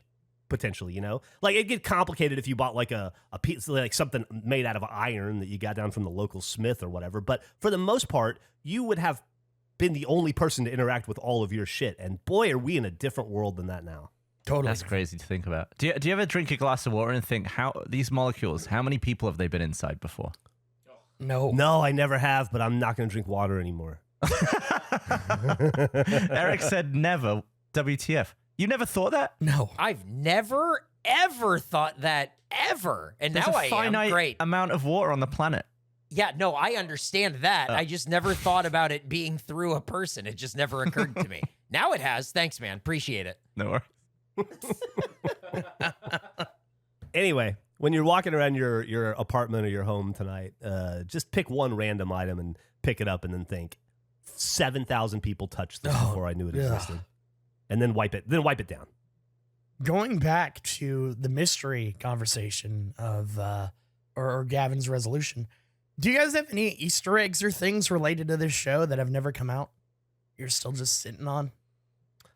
As we wind aside from notes that I don't understand, I don't think so. I have stuff that was like in process that was that could still be in process. Like there's a few things here and there that I don't need to wrap up because I'll just carry them on to the next thing, if that makes sense. Gracie said grip strength. That's carrying on. That is not over. Just Jeff, don't even bother. What's the point? It's fine. Just say okay and let's keep going. Is that the thing that we didn't pre-measure? No, we did. We We pre-measured. We're not allowed pre-measured. to say yet. We pre-measured. Right. But you don't want to say the pre. I'm fine saying the pre now if it's gonna be a big deal. Now that I stopped doing it for fucking 2 months. At this point, you have to just start over. Get real. Get real. Listen, I don't want to go down this road of anger and fighting. I'm looking at that street and there's no way anyone comes out feeling good about themselves. So we're going to keep walking. I don't think that's true. I think I'm not involved. You're not involved. Decidedly not. But I had an Easter egg for this show. One of the bigger ones I've done.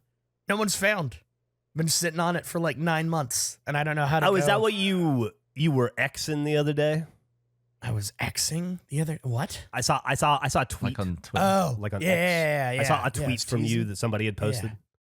Yeah. So is it like to the level of maybe one of us has Monopoly money in our house and we don't know it, sort of thing? I would say it's beyond that. I don't know how much I should reveal. I confirmed it's still there.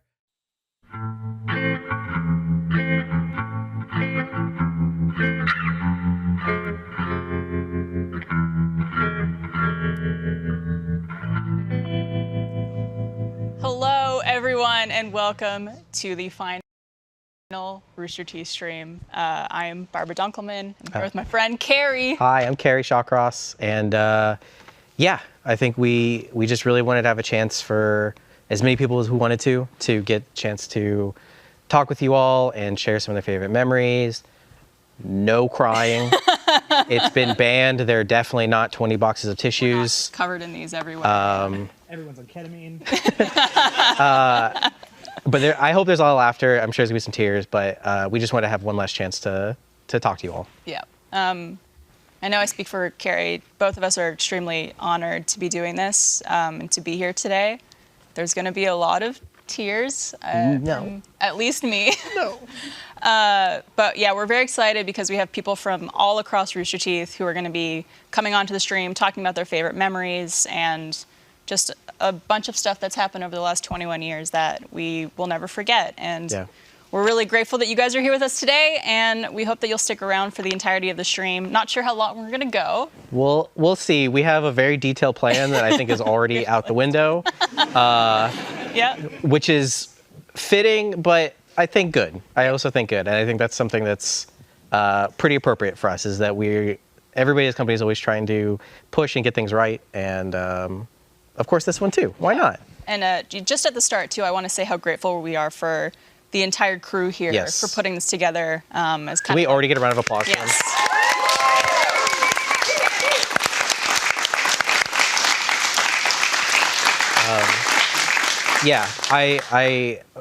Just one thing at the start. I mean, I think that we are not the only company to, be shut down in the history of companies. Okay, we're the only ones. We're the only ones that matter. It is unbelievable to me how many people have still been working and still trying to wind things down the way they want to and properly. And I'm so fortunate that we're able to do that. I feel so fortunate that we're able to do that. And I think it's just also, again, so fitting and just says so much about all the people that work here, is that, we know we're not going to have jobs soon, and we're doing a stream. It speaks to how much people really fucking care about this place and about these people. And I think that'll be extremely evident as we get through all the different groups of people who are going to be coming on today. So should we kick it off with our first group? So our first group, we got these lovely folks here. Welcome, everybody. And the crowd goes mild. Rooster Teeth Podcast. Rooster Teeth Podcast and BFT. And baby. BFT. High five, team. Who are these people? Do I put on deodorant? I just want to be clear. That's for Elijah. It wasn't enough. Oh, okay. Yeah. That was Best friends today. Hey, best friends today. For Elijah Wood. Yeah. We've got him coming through. Well, if you guys want to introduce yourselves and go for it, please. Sure, yeah. I can start. Yeah. I'm Santiago Suarez Ruiz, and I'm the channel manager for Best Friends Today.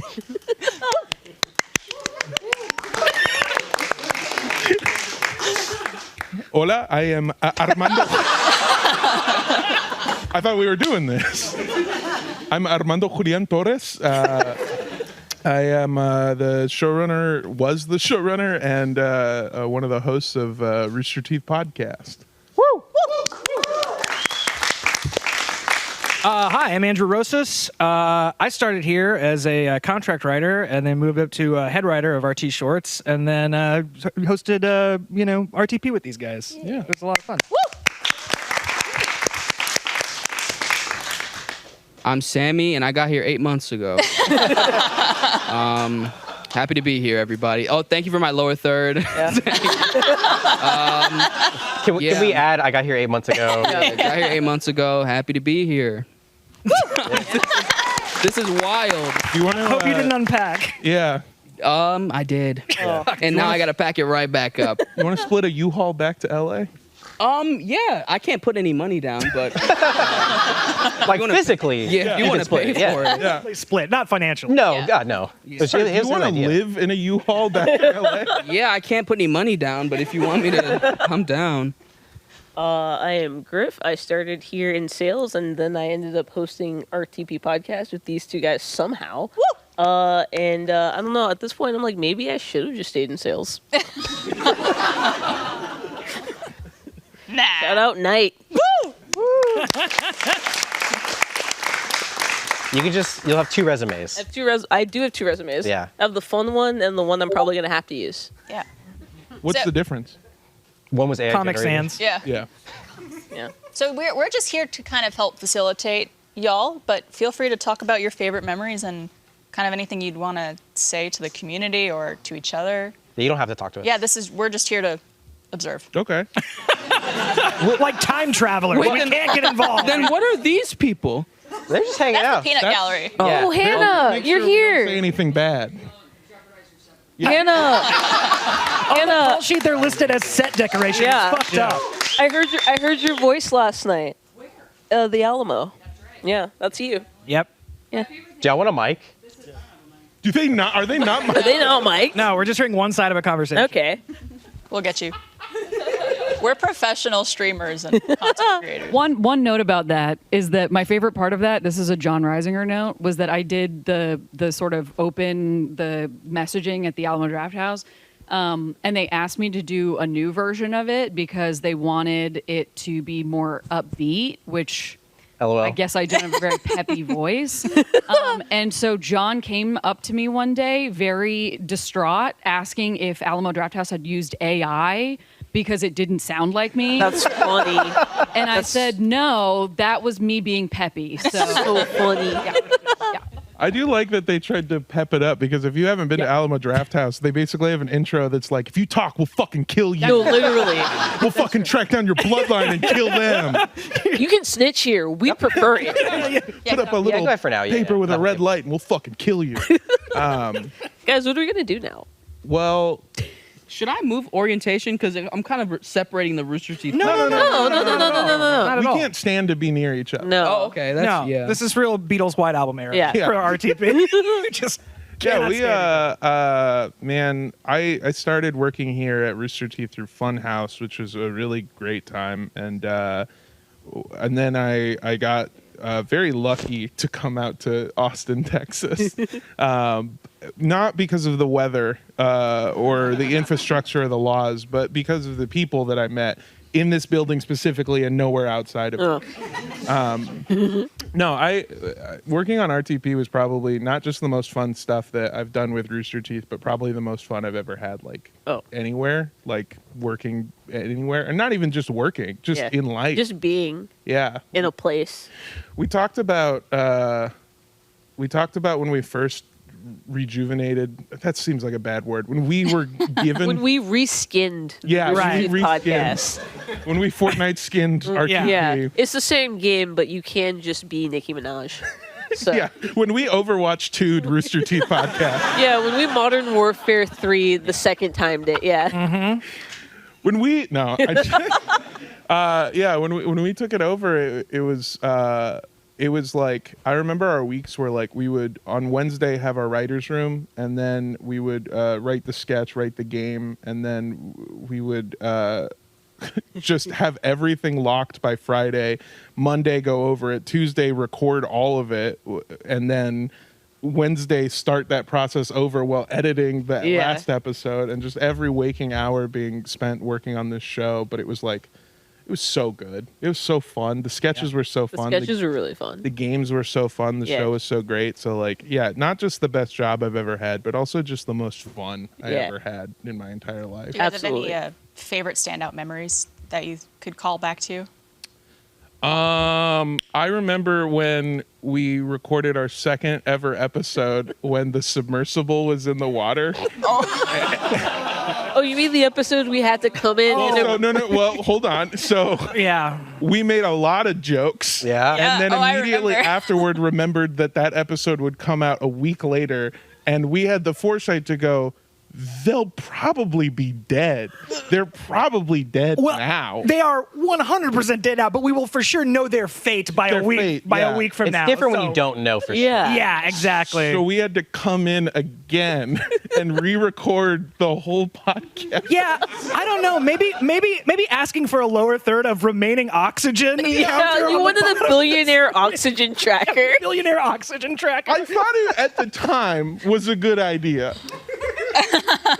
which is like the asterisk next to every episode of RTP. Sure. I thought it was a good idea at the time. Can we get a Rooster Teeth remaining oxygen lower? There's a lot of people in this room right now, so it's gonna go quick. Yeah, I that just taking things too far over the line was, I think, maybe the favorite thing that I ever did with you guys. What about you? Every single time. I guess my favorite thing is I don't know how we got pulled together into doing the podcast. I'm so happy that we did. It was a real because I knew Armando. I met him a few times. I spent like a month in LA. We hung out a lot, and that was a lot of fun. And I had talked to Andrew 3 times, and now he's my sweet baby girl. And Armando is also my sweet baby girl. And, no, he's better. And yeah, so I'm really, I don't know, I guess I'm grateful for the company bringing you two, my sweet baby girls, into my life. Yeah. We did. And also Squad Team Force. Oh, yeah. I was gonna say, I wasn't gonna say that you didn't mention it in your time at Rooster Teeth. No. Not be offended at all. No, Squad Team Force is so much. Are you kidding me? I got to know you. I got to know Gus, end of list. No, I'm kidding. Squad Team. Chris is sitting right behind you. Barb. Brutal. There was Gus. Brutal. Yeah, there was Barb. There's the buff guy, the dad guy, the pasta guy. SDF gave us so much, including an office that looked like a 90s Taco Bell got cummed on. Yeah. Which only makes sense if you've seen the SDF. Yeah, exactly. Yeah, which not enough people did, which was the issue. But no, I loved SCF. I loved our Thursday streams. I loved our dumb little sketches on TikTok. I loved our writing rooms where we would come in with like one idea, and then by the time we left, it would be 3 separate TikToks. Yep. It was not only like a really fun time, but just like a really good like lesson in like being creative. And for me, I felt very welcomed into it because like y'all were core before, and then like I got added into it. But just like seeing the professionalism and the ease with like, you guys worked at, you guys like worked with, I learned a lot, and you guys taught me a lot, and I will be forever grateful for it. Well, so we were who we were because you were part of it. So. All right, R.I.P. SCF. Love you, Griff. Salute. Salute. The other ones, they're somewhere. Yeah. I was thinking about this the other day because I've been here almost 7 years, and wild to think that half of that was pandemic. Like almost half of it was pandemic. Isn't that fucked up? Like to think like a little bit. Like, you know, we had 3 great years when we were gonna make TV and movies and all that shit. It was like the best. Oh, it was the best. And then we got Core, and that was a total blast. That was so much fun. Making sketches like really well produced, too good. The sketches were they looked so. Cameron, they looked so good. Noel, wherever you are out there somewhere, they looked so good. And you know they were so funny and so tight. and so much fun. It had so many cool, different voices in it, and that was such a blast. And then, bam! Everybody go home. Stay there. Don't move. And then, half of it was during the pandemic, and somehow It was still good. It was still good. It was still fun, and we still like managed to make like really good stuff against tremendous odds. Literally every odd and unknown thing. I feel like that's the one thing that I think we can all be proud of. Is like, holy shit, we did it, and we had no idea how to do it, but we did it. Yeah. We got all those. Everyone got all the. They packed us up. They sent us home. We still kept going. Yeah, no, truly. Does someone have a Nextel in here? What's going on? Did someone hit Did a you already Staples start selling drugs easy again? What about you, Sammy? Oh, Santiago. Did BFT times. Did the 8 months feel like 8 months, or did it feel like 4 months, or did it feel like 2 years? Well, They're all acceptable answers. If I say that like the 8 months felt like 7 years, I've got 2 people who will tell me that's bullshit. So it did like objectively feel like 8 months, but there were times where it felt like I was in an Austin vortex and I couldn't escape. Yep. And there were times where the weeks just flew by because everything was so great. That's the trick. There's no windows, so you know time is passing. Our room, it doesn't look like Taco Bell come, but our room is just like 4 blue walls, and it looks like it's always nighttime. Yeah. So it's a Taco You Bell guys are training in like center. a juvie room. Yeah, it does feel kind of like jail with like sound paneling on the I side. said that, a Taco Bell training center. Yeah, That's like jail. All the desks are nailed to the ground, so you can't so they throw them at can't the beat each teacher. other with them. Yeah, ISS rules. Yeah. The question was what? Well, I'm sorry. Your favorite memory. My favorite memory. Yes. Santiago, what's your favorite memory? Oh, hi. Because I can't. I yield the floor. Yeah, I can't. Someone said in the chat, this is the one comment that I saw with my name. They said, I've seen Sammy in more goodbye videos than I've seen in actual videos. So I want to clarify. I'm not just like the goodbye person. I'm in stuff. I guess I'm just not in a lot of Rooster Teeth stuff. So, hey, what's up, guys? How y'all doing? BFT, follow watch up with BFT. BFT, best friends. Oh yeah, today. best friends today. My Instagram is IamSammyLOL. Help me hit 112. So all that to say, for you don't got to see my face for like the next 10 minutes, Santiago. Oh, you get to see my face. Yeah, take the floor. Well, I don't think people know this, but we didn't hire 3 creators. We just hired Sammy. He plays Caroline and Will. So talented. I say And Daniel. That's where all our budget's going. No. Not Daniel. Baniel is a separate entity owned by a different brand. owned by Night Media, actually. Well, Sammy, I was honestly the only one that did the homework here. And I have a couple memories that we can walk through, and you can tell us your perspective. Okay. We will have to go quick. Yeah, we'll do quick. We It's like are quick already PowerPoint. not surprisingly, very surprisingly over at all. time. What? Yeah. I know. I'm gonna walk. This was supposed to go until 2:15. I said nobody We says also goodbye started like late. Sammy. Yeah, Thanks, we're- guys. We're okay. A couple You're minutes. so good at it. Yeah, I also want to clarify.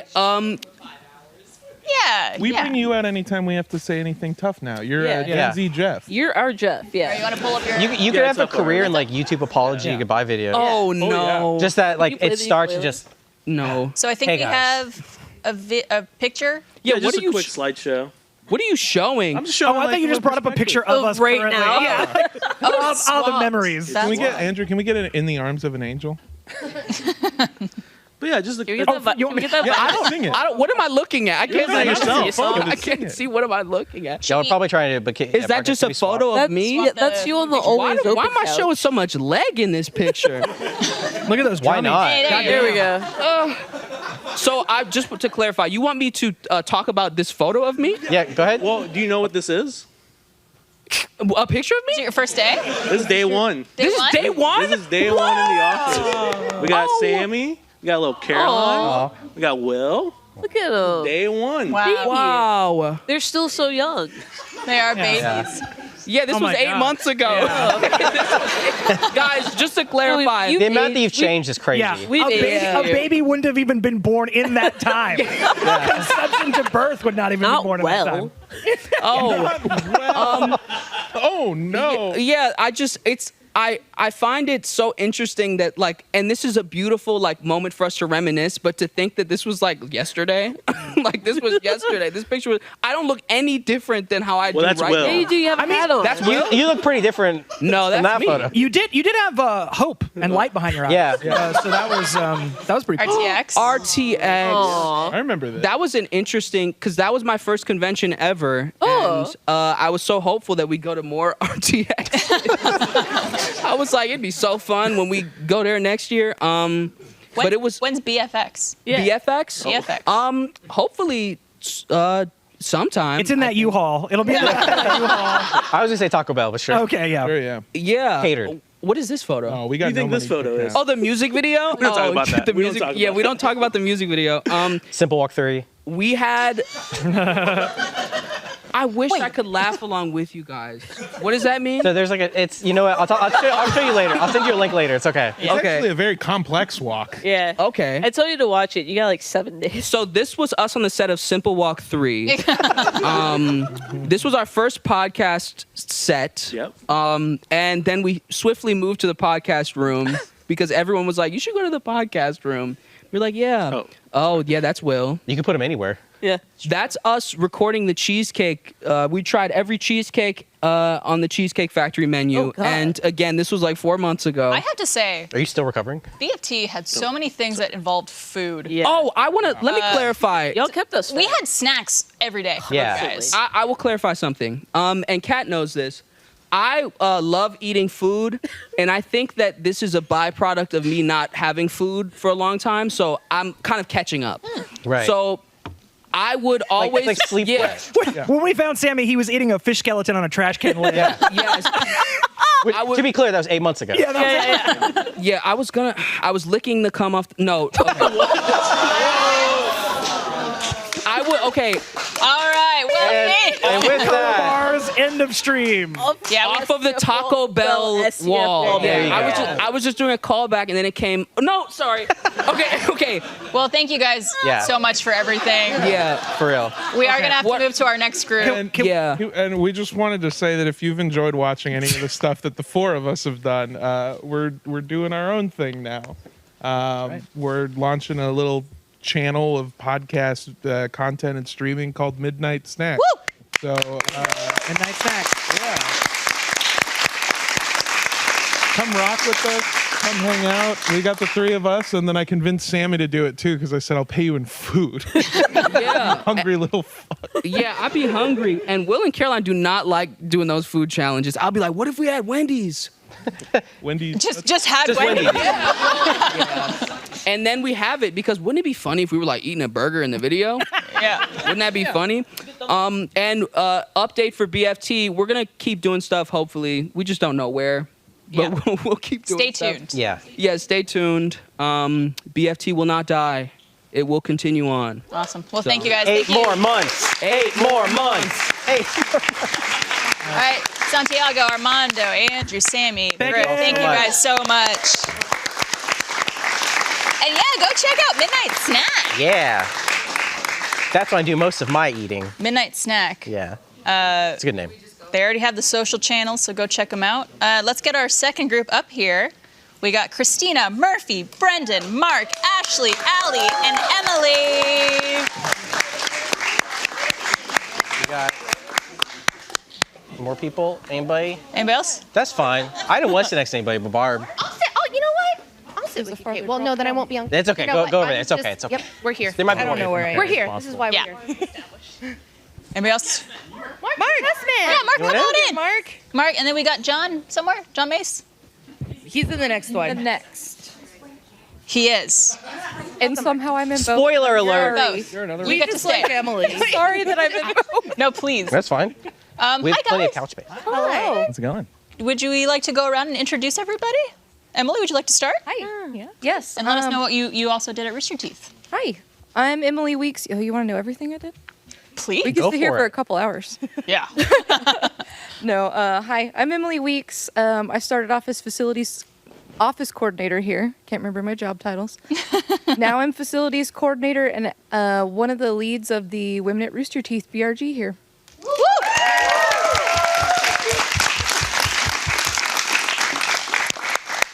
I'm Christina Henson. Most people know me as Duck. I originally started with Rooster Teeth as a guardian and then worked in customer service. And now I am a product owner on the product and engineering team. Woo! Shout out to those guys for keeping the chat going. I'm Brendan. I did content operations here. If you don't... if you don't recognize my face or know who I am, it's too late. You missed out. I can't make it any clearer that Brendan is like the atlas of this company. Oh my God, with absolutely. all of the work that he has done and put into things, it's truly like remarkable. I have to put you on the spot. I'm sorry. Thank you. My name is Murphy. I also work in content operations, but I started in customer service, and it's been about 5.5 years. Wow, amazing. Hello, I'm Ashley McNew. I started as a business operations project manager, and things changed. And I became a program manager, which is a fancy way of saying I touch all the departments. And I had the absolute honor, joy, privilege, all of the above to do a lot with RTX last year. Best time of my entire career here.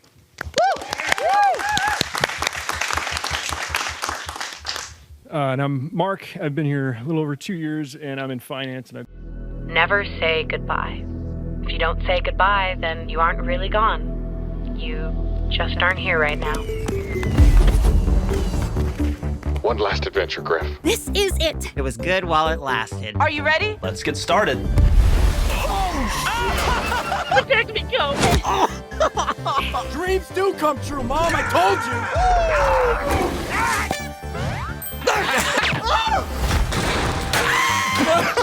No! Oh! That was a knife. That's not cool. Oh, yeah.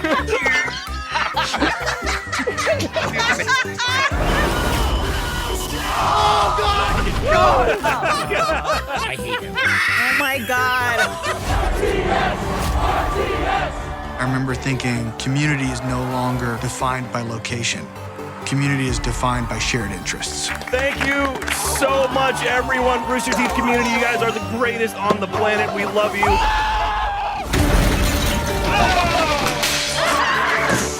Were you guys in on this? He's flying floor. I knew it. I landed in another plane. Shut up. Shut up. What is happening here? We didn't come this far to fail now. This is gonna be the best night of my life. Let the good times roll. It's scary, not knowing what's going to happen next. But if we gave up every time we lost, then we'd never be able to move forward. We'd never have a chance to see what beautiful things the future might have waiting for us. In the end, they just have to have faith. Ain't that a bitch? All right, this is the first take of Halo Episode 1. Do you want to get closer to the mic? I'm closer to you. Closer than you. All right. Well, hey.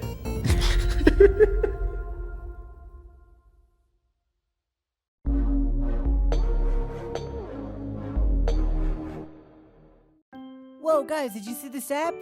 It makes my face look so old. Oh, wow. Have you seen mine? I also look old. Guys, I'm a hot girl and even I look wretched as an old person.